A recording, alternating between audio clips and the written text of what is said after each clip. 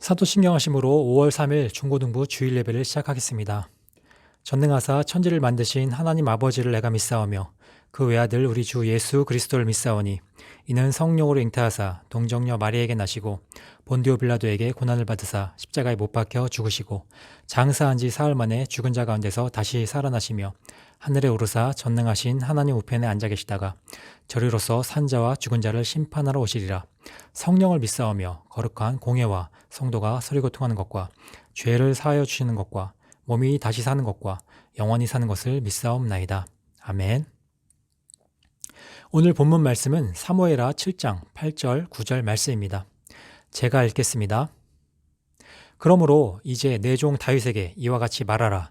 만군의 여호와께서 이와 같이 말씀하시기를 내가 너를 목장 곧 양을 따르는 데에서 데려다가 내 백성 이스라엘의 주권자로 삼고 내가 가는 모든 곳에서 내가 너와 함께 있어 내 모든 원수를 내 앞에서 멸하였은즉 땅에서 위대한 자들의 이름같이 내 이름을 위대하게 만들어 주리라. 아멘. 설교하기 앞서 준비된 영상을 보겠습니다. The Ark of the Covenant!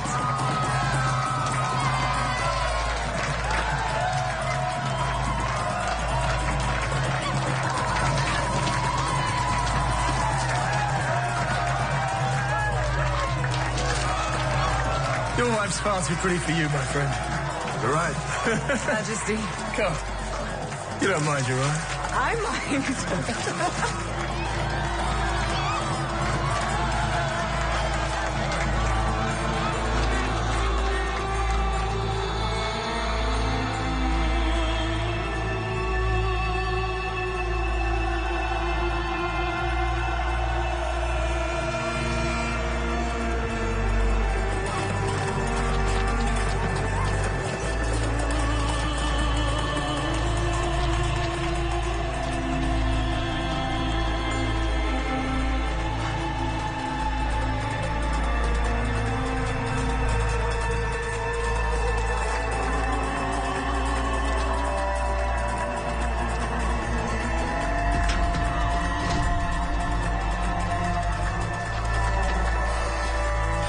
Now God is truly with me.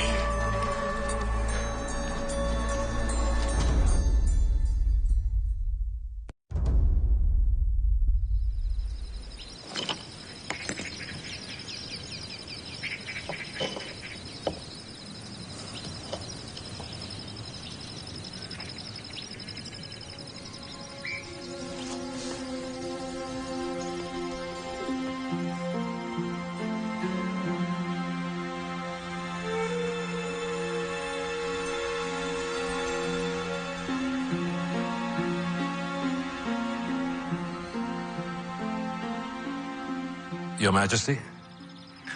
Ah, Prophet.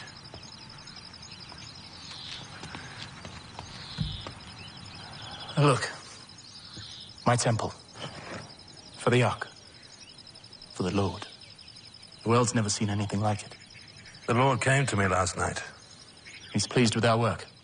The Lord told me the house of David will rule Israel forever. We are blessed. Your son will be king. Your son will build the temple. My temple. God's temple. God's temple. A kingdom forever. Thank you, Nathan. 잘 보셨나요?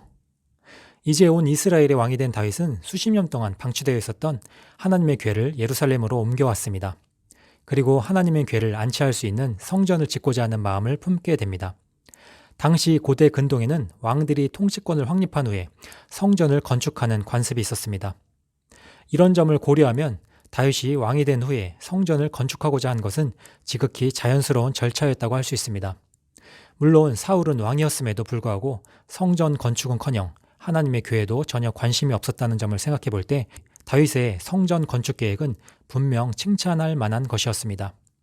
이처럼 다윗의 성전 건축 계획은 당시의 관습으로 볼 때도 또 신앙적으로 볼 때도 지극히 자연스럽고 또 아름다운 일이었습니다. 그래서 나단 선지자도 다윗의 계획을 들었을 때 그렇게 하는 게 좋겠다고 답한 것입니다. 이렇게 왕이 계획하고 선지자가 인정한 일을 누가 반대하겠습니까? 그런데 전혀 뜻밖에도 하나님께서 이 일을 반대하십니다. 하나님은 나단 선지자를 통해서 다윗의 성전 건축을 반대하는 이유를 말씀해 주셨는데 여기에는 크게 세 가지 이유가 있습니다. 그 이유가 무엇인지 말씀을 통해 살펴보도록 하겠습니다. 사무엘하 7장 5절에서 7절 말씀입니다. 가서 내 종 다윗에게 말하기를 여호와께서 이와 같이 말씀하시되 내가 나를 위하여 내가 살 집을 건축하겠느냐 내가 이스라엘 자손을 애굽에서 인도하여 내던 날부터 오늘까지 집에 살지 아니하고 장막과 성막 안에서 다녔나니 이스라엘 자손과 더불어 다니는 모든 곳에서 내가 내 백성 이스라엘을 먹이라고 명령한 이스라엘 어느 지파들 가운데 하나에게 내가 말하기를 너희가 어찌하여 나를 위하여 백향목 집을 건축하지 아니하였느냐고 말하였느냐. 아멘. 말씀에 나타난 세 가지 이유는 첫째, 다윗은 성전을 지을 만한 사람이 아니다. 둘째, 하나님은 그동안 어느 특정한 한 장소에 머무르지 않고 옮겨 다니셨다. 셋째, 하나님은 단 한 번도 당신을 위한 집을 지어달라고 한 적이 없다는 것입니다. 이러한 이유로 하나님께서는 다윗의 성전 건축 계획을 반대하셨습니다. 세상에서 가장 피곤한 일 중에 하나가 순전히 반대를 위한 반대만 하는 사람을 상대하는 일입니다. 주위에 보면 사사건건 이건 이래서 하면 안 되고 저건 저래서 안 된다고 반대만 일삼는 사람들이 하나씩은 꼭 있습니다. 그런 사람들의 특징은 딱히 이렇다 할 만한 대안은 제시하지 않고 주야장천 반대만 한다는 것입니다. 오죽했으면 이런 말이 있을 정도입니다.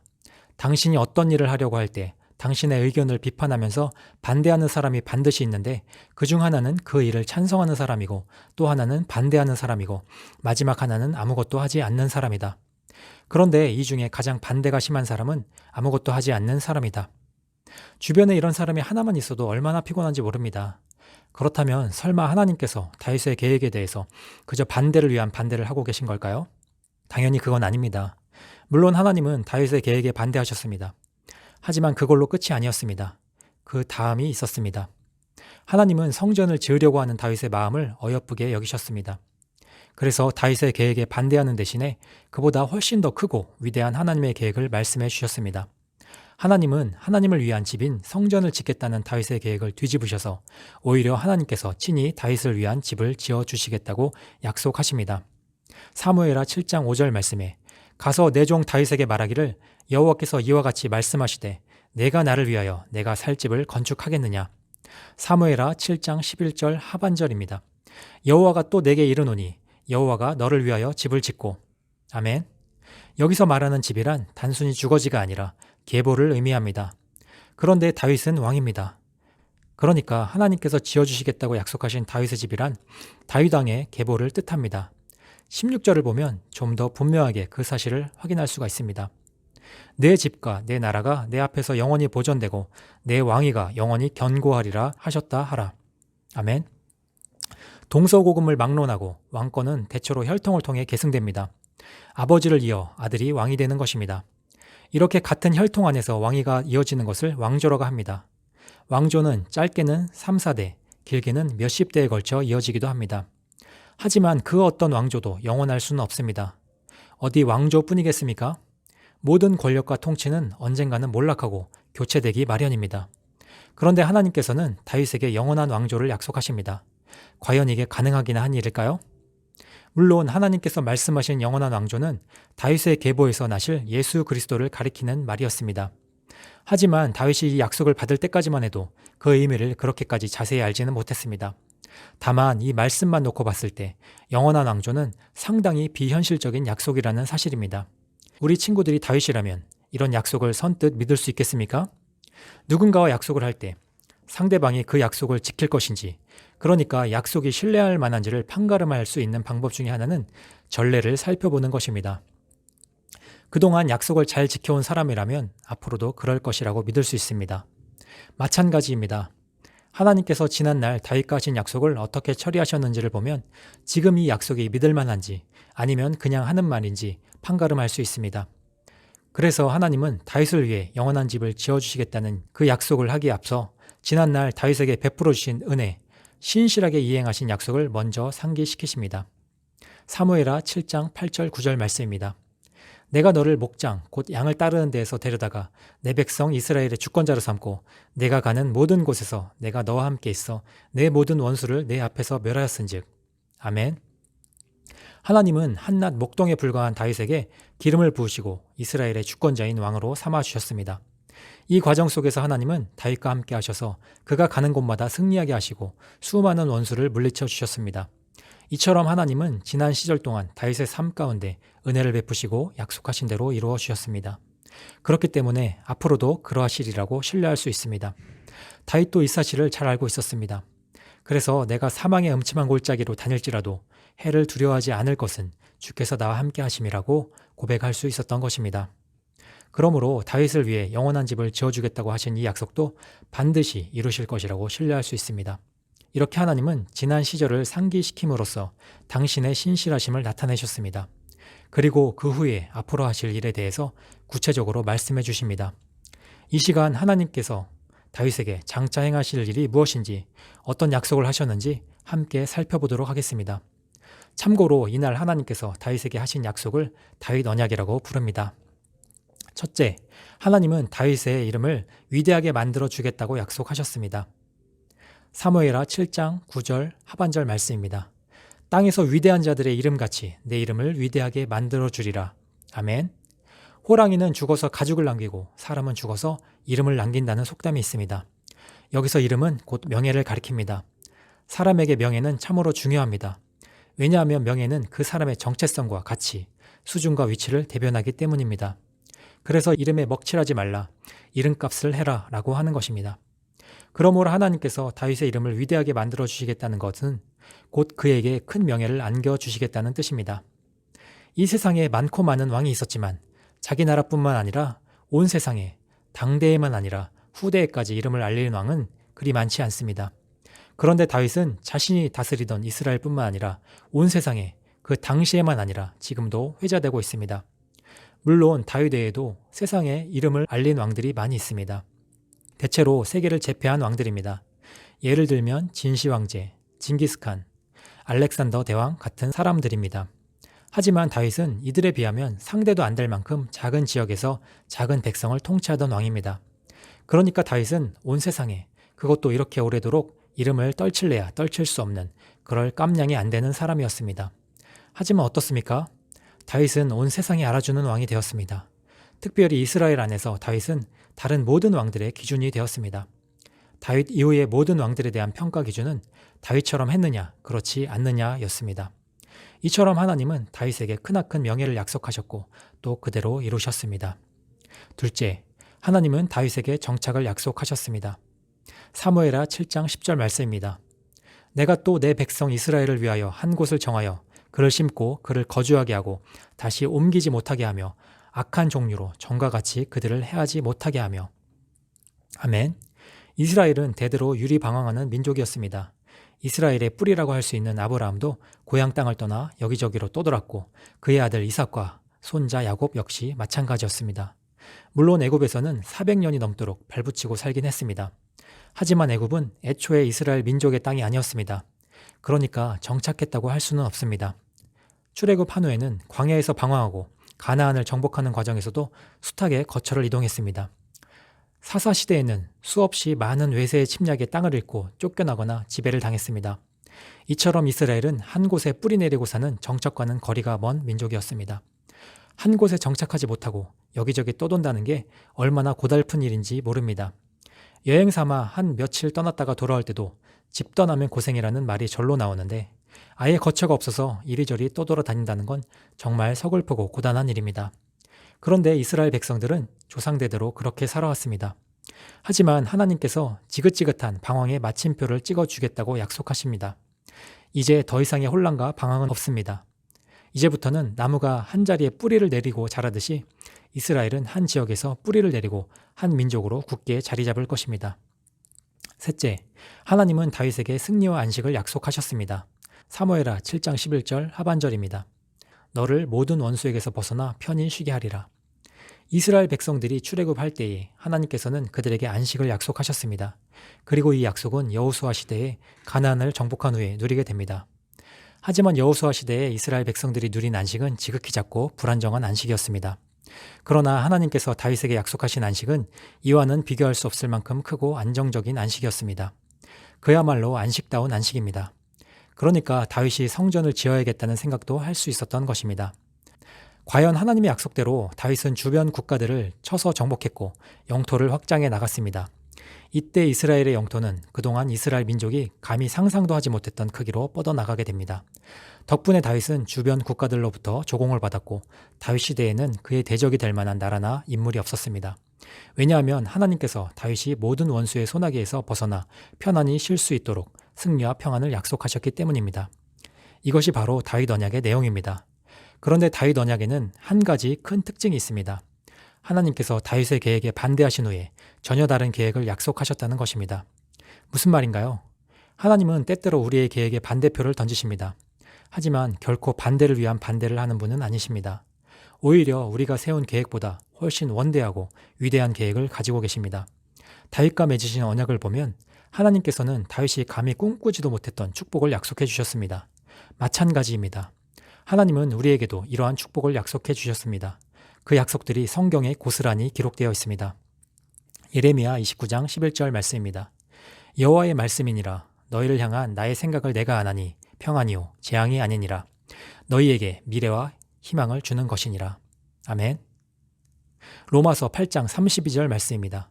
자기 아들을 아끼지 아니하시고 우리 모든 사람을 위하여 내주신 이가 어찌 그 아들과 함께 모든 것을 우리에게 주시지 아니하겠느냐. 말씀을 맺겠습니다. 내 계획이 무산되고 이루어지지 않는 것에 신경을 곤두세우지 말고 눈을 들어 하나님을 바라보시기 바랍니다. 그리고 신실하신 하나님을 믿고 의지하길 바랍니다. 지난 시절 한결같이 우리를 인도해 주신 하나님께서 오늘도 내일도 그리고 영원토록 우리를 지키실 것입니다. 어떤 상황과 환경 속에서도 하나님을 믿고 하나님의 약속을 붙잡고 살아가는 귀한 중고등부 친구들이 다 되기를 소망합니다. 기도하겠습니다. 하나님 아버지, 오늘 말씀을 통해 우리를 향한 선하신 계획이 있으심을 알게 되었습니다. 비록 우리의 생각과 계획대로 모든 것이 이루어지지 않을지라도 하나님의 뜻 가운데 우리의 삶을 인도하실 것을 믿습니다. 그러한 하나님만을 믿고 나아가는 귀한 중고등부 친구들 다 되게 하여 주시옵소서. 예수님의 이름으로 기도드립니다. 아멘. 찬송가 384장 찬양하시겠습니다.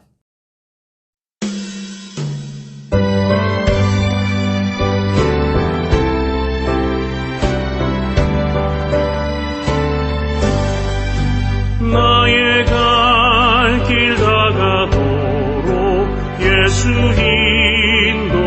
인도하시니 내 주 안에 있는 긍휼 어찌 의심하리요.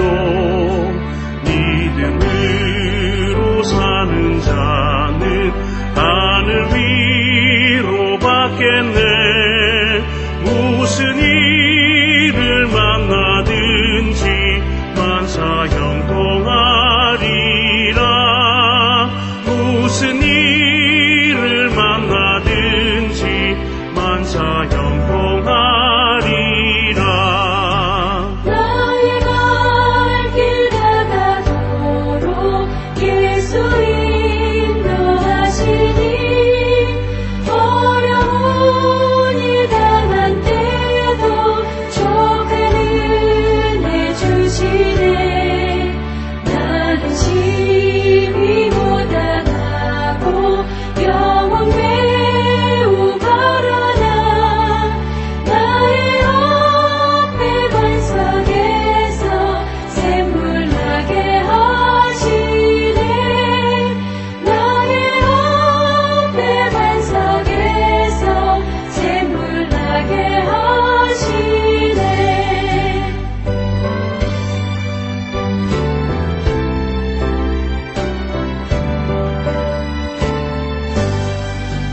나의 갈 길 다가도록 예수 인도하시니 그의 사랑 어찌 큰지 말로 할 수 없도다. 성령 강화 받은 영혼 하늘 날아갈 때에 영영 부르나의 찬송 예수 인도하셨네.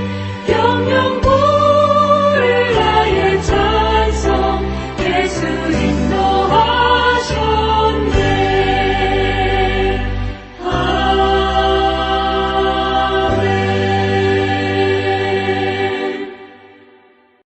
아멘. 주기도문하심으로 예배 마치겠습니다. 하늘에 계신 우리 아버지여, 이름이 거룩히 여김을 받으시오며 나라에 임하옵시며 뜻이 하늘에서 이루어진 것 같이 땅에서도 이루어지이다. 오늘날 우리에게 일용할 양식을 주옵시고 우리가 우리에게 죄 지은 자를 사하여 준 것 같이 우리의 죄를 사하여 주옵시고 우리를 시험에 들게 하지 마옵시고 다만 악에서 구하옵소서. 대개 나라와 권세와 영광이 아버지께 영원히 쌓옵나이다. 아멘.